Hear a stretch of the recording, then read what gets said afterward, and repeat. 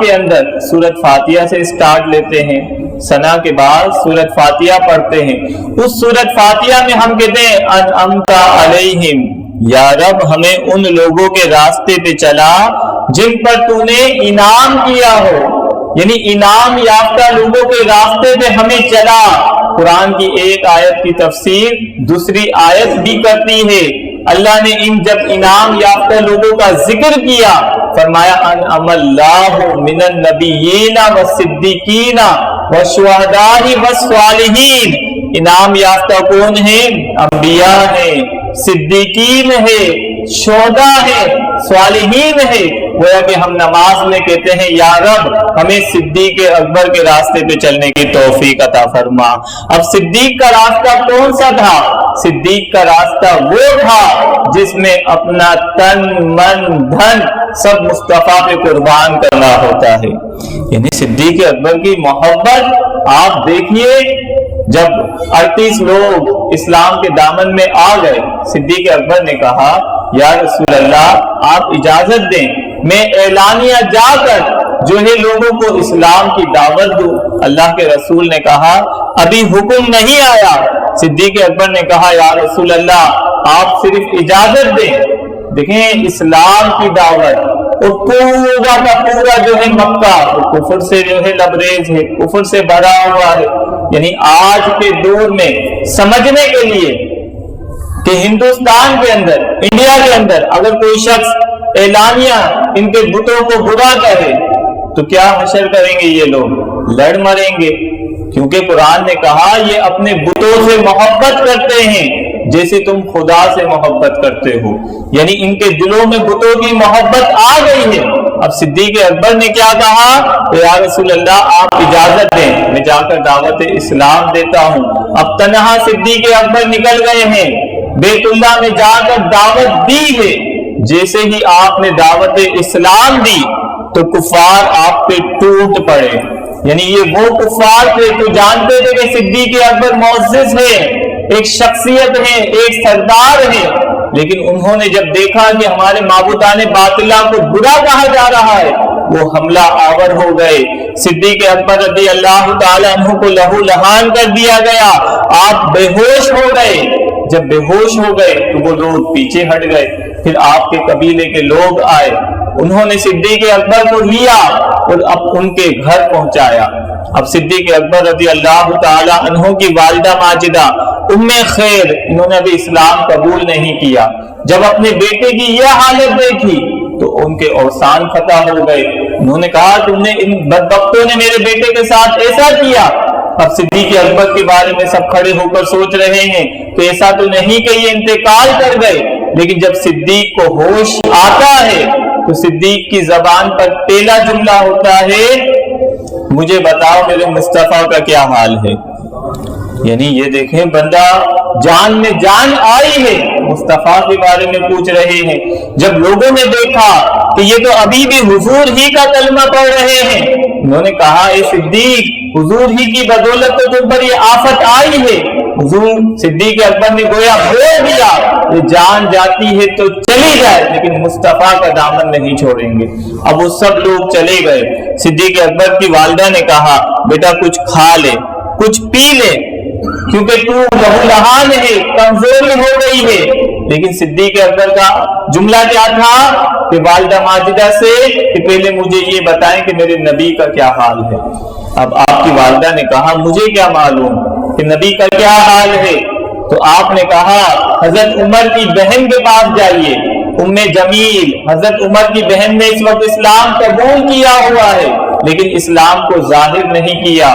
آپ کی والدہ ماجدہ ام جمیل کے گھر پہنچتی ہے، جا کر کہتی ہے کہ ام جمیل نبی کا کیا حال ہے؟ ام جمیل کہتی ہے میں تو نہیں جانتی۔ جب آپ کی والدہ ماجدہ کہتی ہے کہ میرے بیٹے کی یہ حالت ہو گئی ہے، وہ اب بھی کچھ نہیں کھا رہا ہے، یہ رہ کہ پہلے مجھے مصطفیٰ کا حال بتاؤ۔ ام جمیل کہتی ہے مجھے پھر آپ صدیق اکبر کے پاس لے کے چلو۔ اب صدیق اکبر کے پاس ام جمیل کو لایا جاتا ہے۔ ام جمیل جب صدیق اکبر کی یہ حالت دیکھتی ہے تو آپ کی آنکھوں سے بھی آنسو جاری ہو جاتے ہیں۔ صدیق اکبر پوچھتے ہیں بتائیں مصطفیٰ کا کیا حال ہے؟ جمیل آپ کی والدہ کو دیکھتی ہے. صدیق اکبر کہتے ہیں یہ تمہارے اسلام کو نہیں بتائے گی، آپ صرف یہ بتائیں کہ میرے نبی کا کیا حال ہے. جمیل فرماتی ہیں کہ اے صدیق، مصطفیٰ جو ہے دار ارقم میں ہے. اب صدیق اکبر، جمیل اور آپ کی والدہ تینوں جو ہے دار ارقم میں جاتے ہیں. یعنی ایک گھر تھا مکے میں جہاں پہ رسول پاک صلی اللہ علیہ وسلم دعوت دین کا کام کیا کرتے تھے. اب صحابہ اکرام وہاں پر پہنچتے ہیں. جب صدیق اکبر وہاں پہنچتے ہیں، مصطفیٰ کو دیکھتے ہیں، تو صدیق اکبر کے چہرے پہ مسکراہٹ آ جاتی ہے. اب صدیق اکبر کہتے ہیں کہ یا رسول اللہ، یہ میری والدہ ہے، خیر ہے، آپ اس کے لیے دعا فرمائے کہ اللہ اسے اسلام قبول کرنے کی توفیق عطا فرمائے. دیکھیں، ہم اپنے گھر والوں کے بارے میں نہیں سوچتے، گھر والوں کے بارے میں نہیں سوچتے کہ ہمارے گھر والے کتنا دین پہ عمل کر رہے ہیں، کتنے نماز پڑھ رہے ہیں. یہ ہماری ذمہ داری بنتی ہے کہ ہم اپنے گھر والوں کو دین کے احکام بتائیں، دین کے احکام سکھائیں، دین سیکھنے کا موقع فراہم کریں، ان کے لیے ہدایت کا سامان کریں. لیکن افسوس، ہم خود راہ حق پر نہیں چل رہے، نماز کی پابندی ہم نہیں کر رہے، تو ہم گھر والوں کو کیسے تلقین کریں گے؟ جب صدیق اکبر کہتے ہیں مصطفیٰ سے کہ میری والدہ کے لیے دعا کیجئے، مصطفیٰ کے رحمت والے ہاتھ اٹھتے ہیں، اللہ سے دعا کرتے ہیں، حضور دعا فرماتے ہیں، اللہ ان کی والدہ کے دل کو پلٹ دیتا ہے اور اسی وقت خیر جو ہے اسلام قبول کر لیتی ہے. یعنی آپ دیکھیں کہ اللہ کے رسول صلی اللہ علیہ وسلم کی دعا. اماں عائشہ اسی لیے فرمایا کرتی تھی کہ یا رسول اللہ، میں نے ہمیشہ دیکھا آپ نے جو رب سے مانگا، رب نے آپ کو فوراً عطا فرما دیا.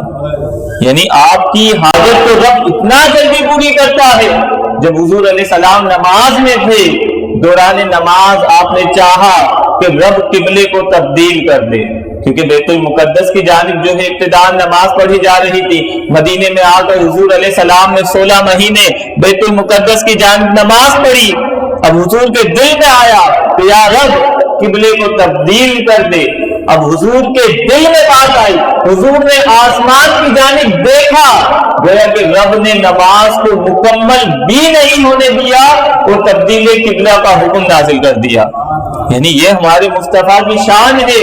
صدیق اکبر رضی اللہ تعالیٰ عنہ نے مصطفیٰ پہ سب کچھ قربان کیا تو یہ انہیں مقام ملا کہ ایک مرتبہ اللہ کے رسول نے کہا کہ کوئی جنت میں جائے گا تو باب الصلاۃ سے جائے گا، یعنی نماز کا دروازہ. کوئی جائے گا باب الزکات سے جائے گا، زکات کا دروازہ. کوئی جائے گا باب الصدقہ سے جائے گا، کوئی باب الجہاد سے جائے گا، کوئی باب الصیام والریان سے جائے گا، کوئی باب الحج سے جائے گا. جب صدیق اکبر نے یہ سنا تو کہا یا رسول اللہ، کوئی ایسا بھی ہو جو ان سب دروازوں سے جنت میں چلا جائے؟ اللہ کے رسول نے فرمایا وہ کوئی اور نہیں، وہ صدیق تو ہے، تو رب کی رحمت سے جس دروازے سے جائے جنت میں داخل ہو سکتا ہے. یعنی صدیق کی شان دیکھیے، قرآن نے صدیق کو ثانی اثنین فرمایا. یعنی یہ واحد صحابی ہیں جن کا ذکر قرآن میں ملتا ہے. اسی لیے فقہا نے فرمایا جس نے صدیق کی صحابیت کا انکار کیا وہ دائرہ اسلام سے نکل جائے گا.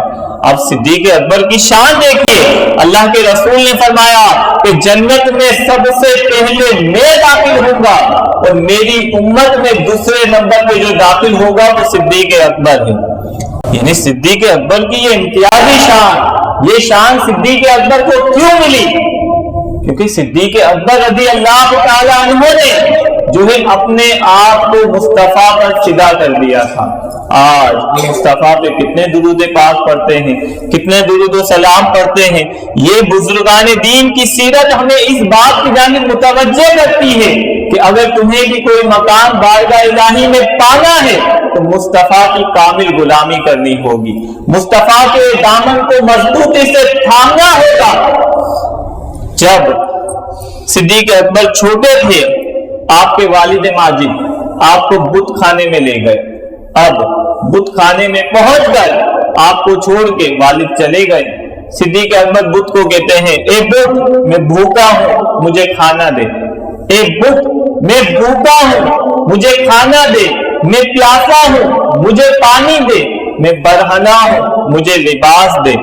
اب یہ بت جو اپنے آپ سے مکھی نہیں اڑا سکتے ہیں، یہ کسی کو کیا دیں گے، یہ کسی کی کیا مدد کریں گے؟ صدیق اکبر نے وہ کام کیا جو خلیل اللہ پہلے کر کے جا چکے تھے، ابراہیم علیہ السلام پہلے کر کے جا چکے تھے کہ بت کو پاش کر دیا تھا۔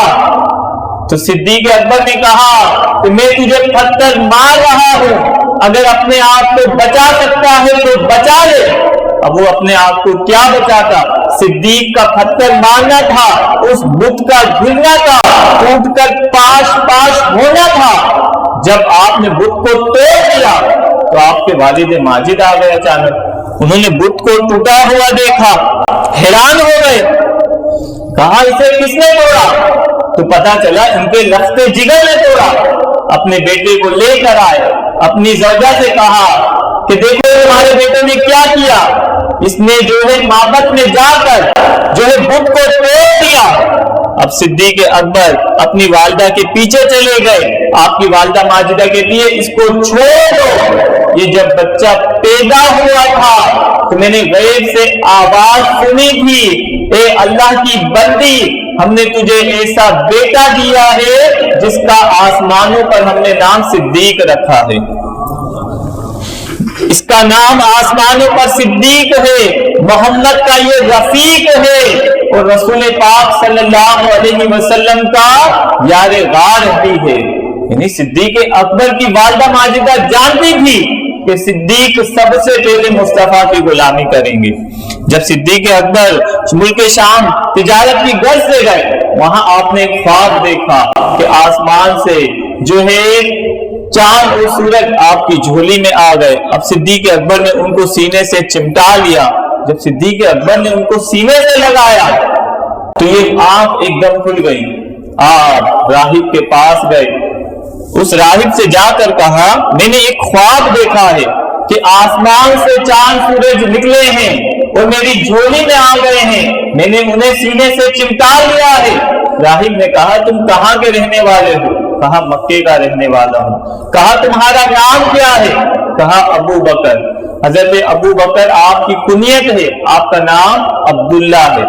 آپ نے کہا میرا نام ابو بکر ہے، مکے کا رہنے والا ہوں۔ اس نے کہا کس قبیلے سے تعلق رکھتے ہو؟ آپ نے کہا قریش سے تعلق رکھتا ہوں۔ اس نے کہا کیا کام کرتے ہو؟ کہا تجارت کرتا ہوں۔ جب اس نے یہ تمام بایو ڈیٹا سنا تو کہا آخری نبی اعلان نبوت کرنے والے ہیں، سب سے پہلے جو ان پر ایمان لاؤ گے وہ صدیق اکبر تم ہوگے۔ اب صدیق اکبر نے جب یہ بات سنی، آپ نے وہاں سے کام کو نمٹایا اور فوراً مکے کی جانب آئے۔ رسول کریم صلی اللہ علیہ وسلم اعلان نبوت فرما چکے تھے۔ حضور علیہ السلام نے فرمایا میں نے جس کو بھی دعوت اسلام پیش کیا اس نے پس و پیش کیا، تردد کیا، لیکن سوائے صدیق اکبر کے۔ جب صدیق اکبر مصطفیٰ کے پاس آئے، مصطفیٰ کریم نے فرمایا صدیق اللہ نے مجھے نبی منتخب کر لیا ہے، میرے نام کا کلمہ پڑھو۔ صدیق نے فوراً کلمہ پڑھا اور دامن مصطفیٰ میں شامل ہو گئے، حضور علیہ السلام کے سچے غلام بن گئے، حضور سے جڑ گئے۔ پھر حضور سے کہنے لگے کہ یا رسول اللہ کوئی معجزہ ظاہر فرمائے جس سے میرا ایمان مزید تقویت پائے۔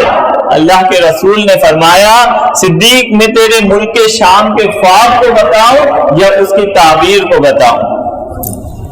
ملک شام میں جو تو نے خواب دیکھا وہ بتانا ہے یا اس کی تعبیر بتانی ہے؟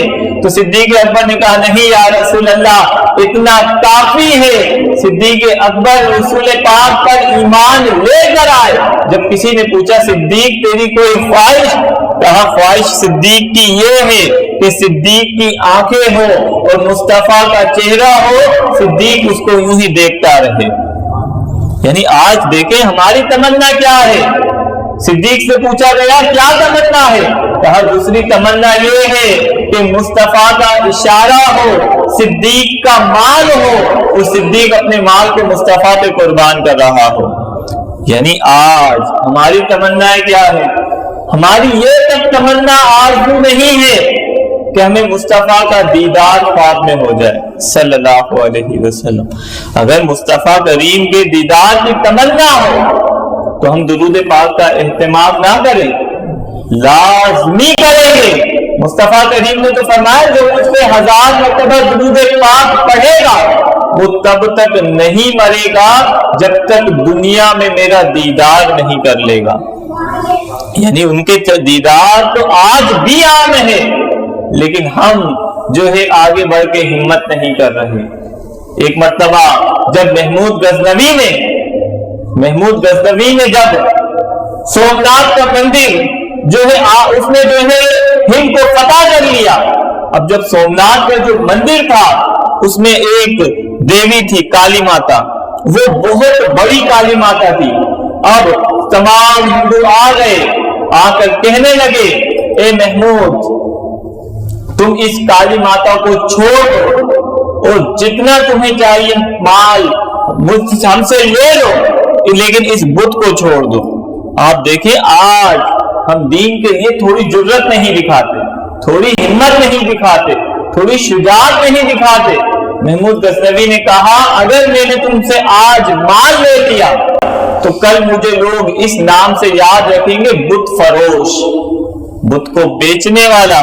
لیکن میں یہ نہیں چاہتا کہ میرا نام بت فروشوں میں آئے، میں بت شکن ہونا پسند کروں گا۔ محمود غزنوی نے اس بت کو پاش کر دیا، گویا کہ صدیق اکبر کی سنت کو بھی جاری کر دیا اور خلیل اللہ کی سنت کو بھی جاری کر دیا۔ جب اس نے اس بت کو توڑا تو جو ہندو اس کو دے رہے تھے مال و زر لے لے، اس نے اس کو ٹھوکر ماری۔ جب اس بت کو توڑا گیا تو جتنا ہندو دے رہے تھے اس سے کئی گنا زیادہ اس بت کے اندر سے نکلا۔ کیونکہ آج ہمارے ایمان کو جو ہے جلا کی ضرورت ہے۔ اس ایمان کو حرارت ملتی ہے جب ہم صحابہ کے درس کو سنتے ہیں، صحابہ کے واقعات کو سنتے ہیں۔ اللہ کے رسول کے صحابہ نیکیوں میں سبقت کرتے تھے، نیکیوں میں ایک دوسرے سے آگے بڑھنے کی کوشش کرتے تھے۔ آج ہم دنیاوی معاملات میں آگے بڑھنے کی کوشش کرتے ہیں، فلاں کے پاس یہ گاڑی ہے تو میں یہ لوں گا، فلاں کے پاس ایسا گھر ہے تو میں اس کی جانب آؤں گا۔ اللہ کے بندو نیکیوں میں سبقت کرو، نیکیوں میں آگے بڑھنے کی کوشش کرو۔ اللہ کے رسول نے غزوہ تبوک میں کہا کہ صحابہ راہ خدا میں دو، تو عمر کہنے لگے آج تو میں صدیق اکبر سے آگے بڑھ جاؤں گا۔ اب عمر جیسا شخص نیکیوں میں سبقت کر رہا ہے، صدیق سے آگے بڑھنے کی کوشش کر رہا ہے۔ عمر فرماتے ہیں میرے پاس کئی گنا مال تھا، میں گھر پہ گیا، میں نے سب مال کا آدھا کیا۔ آج جب ہم اللہ کی راہ میں دیتے ہیں تو جیب میں دیکھتے ہیں سب سے چھوٹا نوٹ کون سا ہے، وہ راہ خدا میں دیتے ہیں۔ آدھا مال دینا کوئی آسان بات نہیں ہے، لیکن عمر جیسا دل اور جگر بھی ہونا چاہیے۔ عمر آدھا مال لے کر آئے۔ حضرت عمر رضی اللہ تعالیٰ عنہ خوش تھے کہ آج تو میں صدیق سے آگے بڑھ گیا ہوں، لیکن جب باری آئی صدیق کی تو اللہ کے رسول نے فرمایا صدیق گھر پہ کیا چھوڑ کے آئے ہو؟ یعنی مصطفیٰ جانتے تھے صدیق کے مزاج کو کہ صدیق میں نے جب کہہ دیا ہے تو صدیق گھر پہ بھی گویا کہ کچھ نہیں چھوڑ کے آیا ہوگا۔ تو صدیق نے کیا کہا میں گھر پہ اللہ اور رسول کو چھوڑ آیا ہوں، باقی سب جو ہے بارگاہ مصطفیٰ میں لے آیا ہوں۔ یعنی اس طرح راہ خدا میں مال دیا۔ اسی لیے تو اللہ کے رسول نے فرمایا میں نے دنیا میں ہر ایک کے احسان کا بدلہ دے دیا ہے، لیکن سوائے صدیق کے اس کے احسان کا بدلہ میرا رب ہی چکائے گا۔ یعنی آپ دیکھیں مصطفیٰ جب کسی پہ احسان کرتے تو ایسا احسان کرتے، کوئی اگر آپ سے کچھ تھوڑا مانگتا مصطفیٰ اتنا دیتے کہ اسے کبھی مانگنے کی حاجت نہیں رہتی۔ ایک اعرابی بارگاہ مصطفیٰ میں آیا، آ کر اس نے اسلام قبول کر لیا، رسول پاک سے کہنے لگا کہ میں اپنے گاؤں والوں کے پاس جا رہا ہوں۔ اللہ کے رسول نے فرمایا کہ اس کو بکریوں کا ریوڑ دو۔ اس کو بکریوں کا ریوڑ دیا گیا۔ جب وہ اپنے گاؤں میں پہنچا تو جا کر کہنے لگا اے لوگوں، مصطفیٰ کے دامن سے چمٹ جاؤ، مصطفیٰ کے ہو جاؤ۔ خدا کی قسم مصطفیٰ اتنا دیتے ہیں کہ اس کے بعد جو ہے تنگستی کا خوف نہیں رہتا۔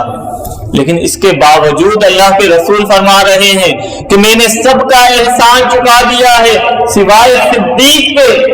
تو صدیق اکبر نے کیسے احسان کیے؟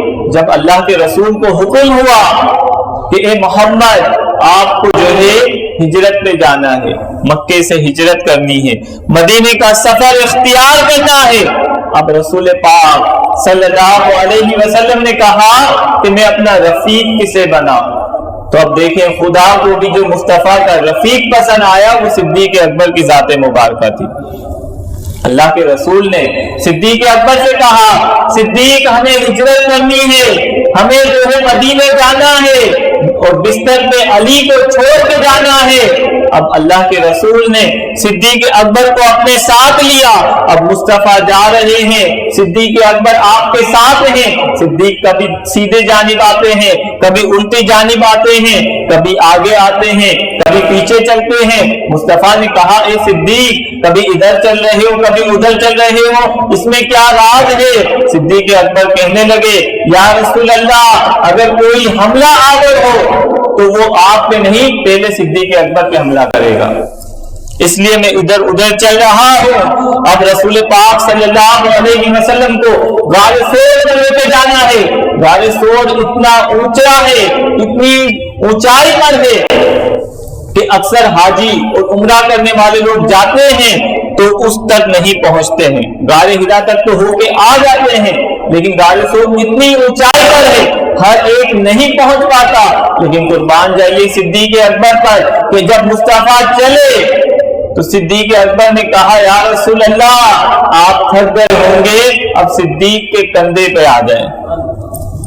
اب مصطفیٰ کو صدیق نے اپنے کندھے پہ اٹھایا۔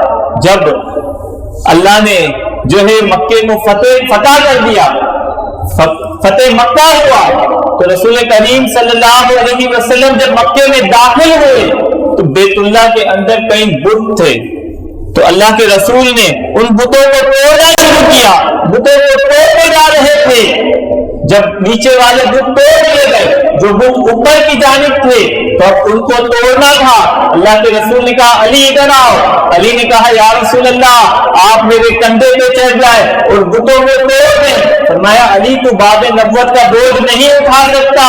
مصطفیٰ نے علی کو اپنے کندھے پہ سوار کیا، علی نے ان بتوں کو توڑ دیا۔ جب علی سے پوچھا گیا علی مصطفیٰ کے کندھے پہ چڑھے تو کیا تھا نظارہ؟ علی نے کہا تم دیکھ رہے تھے کہ میں مصطفیٰ کے کندھے پہ ہوں، خدا کی قسم میں تو عرش تک پہنچ چکا تھا۔ تو مصطفیٰ کے کندھے کا مصطفیٰ کا بوجھ کس نے اٹھایا؟ وہ صدیق اکبر کی ذات مبارکہ تھی کہ صدیق اکبر نے اپنے کندھے پر مصطفیٰ کو اٹھایا۔ جب اس مقام پہ پہنچ گئے حضور علیہ السلام سے کہا یا رسول اللہ اب یہ غار ہے، ہو سکتا ہے اس میں کوئی مضر چیز ہو، نقصان پہنچانے والی چیز ہو، لہذا آپ باہر تشریف رکھیے، پہلے صدیق جائے گا تاکہ کوئی چیز نقصان پہنچائے تو صدیق کو پہنچائے۔ یعنی صدیق نے جگہ جگہ قربانیاں دی۔ اب صدیق اکبر نے اس غار کے اندر داخل ہو کر اس غار کی صفائی کرنا شروع کر دی، سوراخوں کو بند کرنا شروع کر دیا۔ جب صدیق نے سب سوراخوں کو بند کر دیا، ایک سوراخ رہ گیا۔ صدیق اکبر نے کہا یا رسول اللہ آپ اندر آ جائیے۔ رسول پاک کو بلایا، اپنی زانوں پر حضور علیہ السلام کو آرام کرنے کا موقع فراہم کیا۔ اس سوراخ کو جس کو صدیق اکبر بند نہیں کر سکے تھے وہاں پر اپنی ایڑی رکھ دی، لیکن جہاں ایڑی رکھی وہاں پر ایک سانپ تھا جو حضور کی زیارت کے لیے کئی سالوں سے بیٹھا ہوا تھا۔ جب اس نے دیکھا کہ مصطفیٰ کی زیارت نہیں ہو رہی، اس نے صدیق اکبر کی ایڑی پر ڈسا، لیکن قربان جائیے سانپ ڈس رہا ہے، صدیق پاؤں کو حرکت نہیں دے رہا ہے۔ کیوں؟ کیونکہ مصطفیٰ کے آرام میں خلل نہ آ جائے۔ جب اللہ نے یہ قرآن کی آیت نازل فرمائی کہ بارگاہ مصطفیٰ میں جب بات کرو تو پست کیا کرو. یہ وہ لوگ ہیں جن کے دلوں میں تقویٰ ہے, اللہ نے پرکھ لیا ہے. سورۃ حجرات کی جب یہ آیت نازل ہوئی تو صدیق اکبر حضور سے اس طرح کلام کرتے گویا کہ مصطفیٰ سے سرگوشی کر رہے ہیں. یعنی یہ ادب ہمیں کیسے ملے گا؟ جب ہمیں صحابہ سے محبت ہوگی. صحابہ کس طرح ادب کرتے تھے؟ رسول پاک صلی اللہ علیہ وسلم دو قبیلوں کے مابین, حضور علیہ السلام دو قبیلوں کے مابین صلح کرانے کے لیے چلے گئے. جب حضور علیہ السلام صلح کرانے کے لیے گئے تو پیچھے نماز کا وقت آ گیا. اب صحابہ جانتے تھے کہ حضور کے بعد بھی مصلی صدیق اکبر کو ملنا ہے, کیونکہ حضور علیہ السلام نے کہہ دیا تھا اپنی حیات ظاہری میں کہ صدیق نے 17 نمازیں پڑھائی ہے حضور کی موجودگی میں, تو خلافت کے بھی صدیق اکبر ہی حقدار ہوں گے. اب حضور علیہ السلام جو ہے قبیلے کی مابین صلح صفائی کے لیے تشریف لے گئے ہیں. اچھا, اس سے یہ بھی پتا چلا کہ دو لوگوں میں صلح کرانا, دو بھائیوں میں صلح کرانا, دو خاندانوں میں صلح کرانا یہ بہت اہمیت کا کام ہے. اللہ کے رسول نے فرمایا کہ نماز سے بڑھ کر ہے دو بھائیوں میں صلح کرانا, روزے سے بڑھ کر ہے, حج سے بڑھ کر ہے. لیکن آج مسلمان لڑ رہے ہوتے ہیں تو موویاں بنانا شروع کر دیتے ہیں. اللہ کے بندو, مسلمانوں کو جوڑو. اللہ کے رسول نے فرمایا اس دین کو مونڈنے والا کام آپس میں لڑنا ہے. آج مسلمان آپس میں ہی لڑ رہے ہیں. دیکھیں ابھی فلسطین کے لیے ایک کافر ملک نے آواز اٹھائی, 57 اسلامی ملک جو ہے صرف منہ دیکھتے رہ گئے. یعنی ایک کافر ملک جو مسلمانوں کے لیے آواز اٹھا رہا ہے. کیوں یہ مسلم حکمران کیوں نہیں آواز اٹھا رہے؟ یہ سمجھتے ہیں کہ ان کا عیش ختم ہو جائے گا, لیکن یہ نہیں جانتے کہ اللہ کے حضور حاضر ہونا ہے. رب پوچھے گا کہ تمہارے مسلمان بھائی مر رہے تھے, تم نے ان کے لیے کیا اقدامات کیے؟ آج ہم یہود و نصارہ کی چیزوں کا بائیکاٹ نہیں کر پاتے. ہماری ایمانی حرارت ایسی ہو گئی ہے کہ ہم جو ہے اپنے مسلمان بھائیوں کے لیے ہمدردی کے لیے یہود و نصارہ کی چیزوں کو نہیں چھوڑ سکتے. آپ دیکھیں دور فاروقی کے اندر حضرت عمر, حضرت صدیق اکبر کے دور کے اندر ایک ضعیف عورت دیکھی. حضرت عمر نے کہا اتنی ضعیف عورت ہے, اس کا کوئی ہے بھی نہیں, تو میں اس کے گھر کے کام کاج کر دیتا ہوں. اب عمر اٹھتے ہیں, صبح اٹھ کر اس عورت کے گھر میں جب پہنچتے ہیں تو دیکھتے ہیں کسی نے بستر کر دیا ہے, جو ہے مٹکوں میں پانی بھر دیا ہے, صفائی کر دی ہے. عمر حیران ہو جاتے ہیں کہ مجھ سے پہلے یہ کام کوئی کر گیا ہے. عمر اگلے دن اور جب بھی پہنچتے ہیں تو دیکھتے ہیں سب کام کر کے کوئی جا چکا ہے. عمر کہتے ہیں تیسرے دن تو میں بہت جلدی جاؤں گا. جب تیسرے دن عمر پہنچتے ہیں تو دیکھ کر حیران ہو جاتے ہیں, کوئی اور نہیں اس کے گھر کے کاموں کو صدیق اکبر انجام دے رہے ہوتے ہیں. یعنی آپ دیکھیں یہ ہے صحابہ کی سیرت. ہم تو اپنے والدین کو جو ہے اولڈ ہاؤس بھیجنے کا انتظام کر رہے ہیں. اللہ کے بندو, صحابہ نے کیا درس دیا ہمیں؟ انہوں نے حضور سے دین لیا اور ہم تک پہنچایا.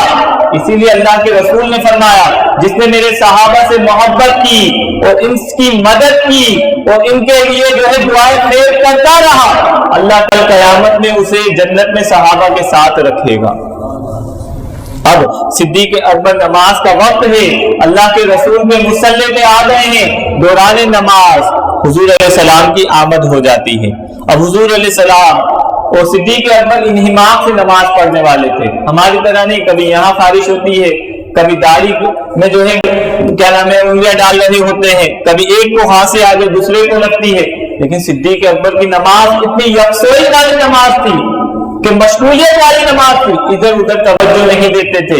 اب صدیق اکبر نماز میں ہے, صحابہ نے تسبیح شروع کر دی, صدیق کو متوجہ کیا کہ صدیق مصطفیٰ کی آمد ہو گئی ہے. صدیق اکبر ایک دم ان کو خیال آیا کہ حضور آ گئے ہیں. صدیق اکبر نے جیسے ہی حضور کو دیکھا آپ پیچھے ہونے لگے. مصطفیٰ کریم نے فرمایا صدیق نماز کو جاری رکھو. لیکن صدیق نے جب سنا کہ مصطفیٰ کہہ رہے ہیں نماز کو جاری رکھو تو صدیق نے اپنے رب کا شکریہ ادا کیا کہ تیرے نبی نے مجھے اپنے مصلی پر کھڑا دیکھ کر کہا ہے کہ نماز کو جاری رکھو، لیکن صدیق اسی دوران پیچھے آ گئے۔ رسول پاک نے آگے بڑھ کر نماز پڑھائی۔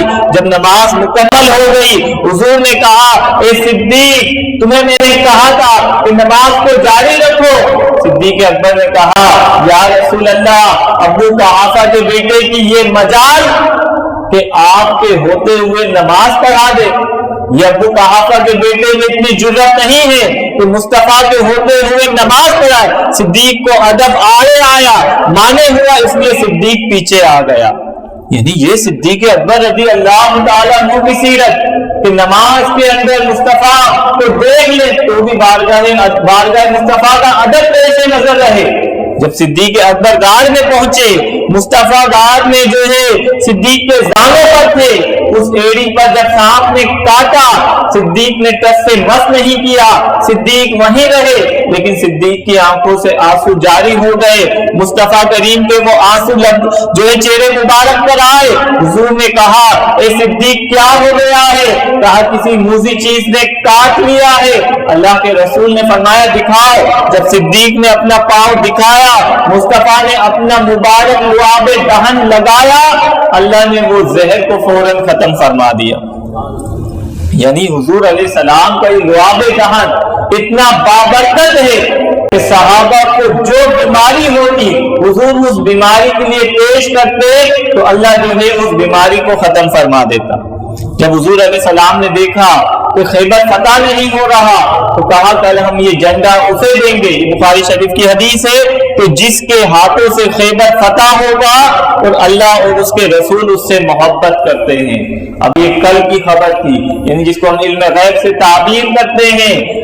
اللہ کے رسول نے جب یہ بات ارشاد فرمائی صحابہ سوچنے لگے کہ کل ہمیں جھنڈا ملے گا۔ ہر صحابی متمنی تھا کہ حضور کی نگاہ ہماری جانب آئے گی۔ جب اگلا دن آیا مصطفیٰ آئے، مصطفیٰ نے جب دیکھا مجمع کو کہا علی کہاں ہے؟ کہا علی اینا علی، علی کہاں ہے؟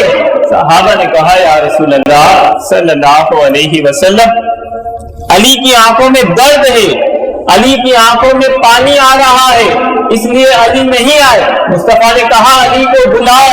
جب حضرت علی رضی اللہ تعالیٰ عنہ کو بلایا، علی کی آنکھوں میں درد تھا، علی کی آنکھوں میں درد۔ مصطفیٰ نے اپنا لعاب لیا، علی کی آنکھوں پر مس کیا، علی کی آنکھوں پہ مس کرنا تھا، اللہ نے فوراً درد کو ختم فرما دیا اور علی کو جھنڈا دیا۔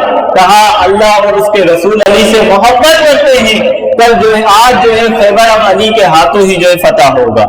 یعنی حضور کا لعاب، صحابہ فرماتے ہیں کہ ہمیں کنویں پر آئے، اس کنویں کا پانی جو ہے بہت کھارا تھا، رسول پاک صلی اللہ علیہ وسلم نے اپنا لعاب اس میں شامل کیا، اللہ نے اس کھارے پانی کو میٹھے پانی میں تبدیل فرما دیا۔ یہ حضور کے لعاب کی برکتیں ہیں۔ ہمیں تو ناز کرنا چاہیے کہ اللہ نے ہمیں ایسا نبی عطا فرمایا۔ اس نبی کے صحابہ کا انتخاب کسی نے نہیں کیا بلکہ رب نے خود فرمایا ہے۔ یعنی جو صحابہ پہ تان کرتا ہے وہ رب پہ گویا کہ اعتراض کر رہا ہوتا ہے۔ دیکھیں شفیق باپ کبھی بھی اپنی اولاد کے لیے ایسے لوگوں کو منتخب نہیں کرے گا صحبت کے لیے جو غلط ہوں، تو وہ رب جو اپنے محبوب پہ اتنا مہربان ہے تو وہ کب گوارا کرے گا کہ اس کے صحابہ ایسے ہوں؟ حضور کے صحابہ تو ہیرے کی مانند ہے، اسی لیے تو حضور نے کہا میرا ہر صحابی تارے کی طرح ہے، ستارے کی طرح ہے، اے امتیو تم جس کو تھام لو گے ہدایت پا جاؤ گے۔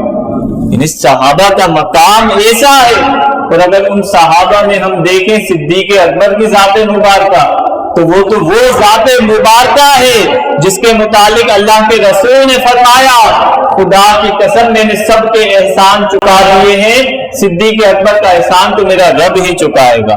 یعنی صدیق اکبر کا یہ مقام، جب صدیق اکبر رضی اللہ تعالیٰ عنہ کا وصال ہونے لگا، دیکھیں صدیق اکبر کی کرامتیں بھی ہیں اور آپ نے علوم غیبیہ بھی نبی سے حاصل کیے۔ اور پھر ان کو امت میں تک جو ہے بیان بھی کیا۔ صدیق اکبر کا جب انتقال ہونے لگا تو آپ نے اپنی بیٹی عائشہ سے کہا، اے بیٹی میرا اب مال وراثت ہو جائے گا، ان قریب اس کو تم تقسیم کر دینا، اور کہا کہ تم اپنے 2 بھائی اور 2 بہنوں میں اسے تقسیم کرنا۔ اما عائشہ نے کہا کہ ابا جان میرے 2 بھائی ہیں محمد اور عبد الرحمن، یہ تو مجھے معلوم ہے، میری تو ایک بہن ہے جس کا نام اسما ہے، دوسری کہاں میری بہن ہے؟ تو حضرت صدیق اکبر غیب کی خبر دیتے ہوئے فرماتے ہیں، بیٹی تیری والدہ بنت خارجہ کے پیٹ میں جو ہے وہ لڑکی پیدا ہوگی، اور اللہ کی شان دیکھیے کہ آپ کی زوجہ سے جو بچے کی ولادت ہوئی وہ بیٹی کی ولادت ہوئی، اور اس کا نام ام کلثوم رکھا گیا۔ یعنی صدیق اکبر اس بات پر مطلع تھے کہ پیٹ میں جو ہے میری وائف کے وہ بیٹی ہے۔ آپ دیکھیں یہ شان ہے صحابہ کی۔ صدیق اکبر رضی اللہ تعالیٰ عنہ کا مقام کہ جب اللہ کے رسول نے صدیق اکبر رضی اللہ تعالیٰ عنہ سے پوچھا، اے صدیق آج تم نے کیا کام کیا؟ صحابہ سے پوچھا تو کہا صدیق نے کہ آج میں نے مسکین کو کھانا کھلایا۔ حضور نے پوچھا آج کسی نے مریض کی عیادت کی؟ صدیق اکبر نے کہا ہاں میں نے آج مریض کی عیادت کی۔ حضور نے پوچھا کوئی آج جنازے میں گیا؟ کہا ہاں میں آج جنازے میں گیا۔ کہا کسی نے آج کا روزہ رکھا؟ صدیق اکبر نے کہا میں نے آج کا روزہ رکھا۔ حضور نے فرمایا جس میں یہ اوصاف جمع ہو جائے وہی جنتی ہوتا ہے۔ یعنی صدیق اکبر کو حضور سے جو جنت کا مژدہ ہے وہ بار بار لگاتار ملتا ہی رہا ہے۔ اسی لیے تو صدیق اکبر نے اپنے وصال کے وقت کہا کہ میرے جنازے کو مصطفیٰ کے روضے کے پاس لے جانا اور وہاں پہ جا کر کہنا کہ یا رسول اللہ یہ آپ کا غلام آج آپ کے پہلو میں دفن ہونے کی اجازت چاہتا ہے، اگر حضور کے روضے سے آواز آ جائے تو مجھے وہاں پر دفنا دینا، اور اگر آواز نہ آئے تو مجھے جنت البقیع میں عام مومنین کے ساتھ دفنا دینا۔ اب گویا کہ صدیق اکبر جانتے تھے کہ تو زندہ ہے واللہ، تو زندہ ہے واللہ، میری چشم عالم سے چھپ جانے والے۔ اب صدیق اکبر رضی اللہ تعالیٰ عنہ کے جنازے کو لے جایا گیا، رسول پاک کے روضے کے سامنے رکھ دیا گیا۔ حضور علیہ السلام کے روضے کا دروازہ بند تھا، باہر سے صحابہ نے ندا دی کہ یا رسول اللہ آپ کا غلام آپ کے پہلو میں آپ کے برابر میں دفن ہونے کی اجازت چاہتا ہے۔ دروازہ خود بخود کھلتا ہے، روضے مبارکہ سے آواز آتی ہے ادخل الحبیب الی الحبیب، آج حبیب کو حبیب سے ملا دو۔ یعنی صدیق اکبر کے لیے اذن بارگاہ مصطفیٰ سے آتا ہے کہ میرے دوست کو میرے پہلو میں سلا دو۔ اسی لیے اللہ کے رسول نے فرما دیا تھا کہ کل قیامت میں اٹھوں گا، میرے ایک ہاتھ میں صدیق اکبر کا ہاتھ ہوگا، دوسرے ہاتھ میں عمر کا ہاتھ ہوگا۔ یعنی صدیق اکبر کی ذات مبارکہ اتنی شاندار، اور ان کے بارے میں چیلے گوئیاں کرنا، ان کے بارے میں جو ہے ہلکی بات کرنا، یہ سوائے منافق کے اور کوئی نہیں کرے گا۔ علامہ جلال الدین سیوطی شافعی رحمت اللہ علیہ اپنی شرح صدور میں لکھتے ہیں، یہ وہ ہے علامہ جلال الدین سیوطی شافعی جن کو 75 مرتبہ بیداری میں حضور علیہ السلام کا دیدار ہوا۔ آپ لکھتے ہیں ایک شخص مرنے کے قریب تھا، جب لوگ اس کے پاس گئے اسے کلمہ پڑھنے کی تلقین کی تو اس نے کہا میں کلمہ نہیں پڑھ پا رہا ہوں۔ کہا کیوں؟ کہا میں اس لیے کلمہ نہیں مجھے نصیب ہو رہا کہ میں ان لوگوں کے ساتھ بیٹھتا تھا جو صدیق اکبر اور عمر فاروق کو برا کہتے تھے۔ یعنی صحابہ کو، صدیق اکبر کو، عمر فاروق کو جو برا کہے گا اللہ اسے کلمے کی توفیق بھی نہیں دے گا۔ تو یہ صدیق اکبر کا مقام یہ ہمیں کس جانب ابھارتا ہے کہ اپنے دلوں میں مصطفیٰ کی محبتوں کو قائم کر لو، مصطفیٰ کا ادب کرو، صحابہ کا ادب کرو۔ خدا کی قسم جو حضور کے صحابہ کا ادب کرے گا وہ جنت میں صحابہ کے ساتھ ہوگا۔ اللہ ہمیں ان باتوں پہ عمل کرنے کی توفیق عطا فرمائے۔ وما علینا الا البلاغ۔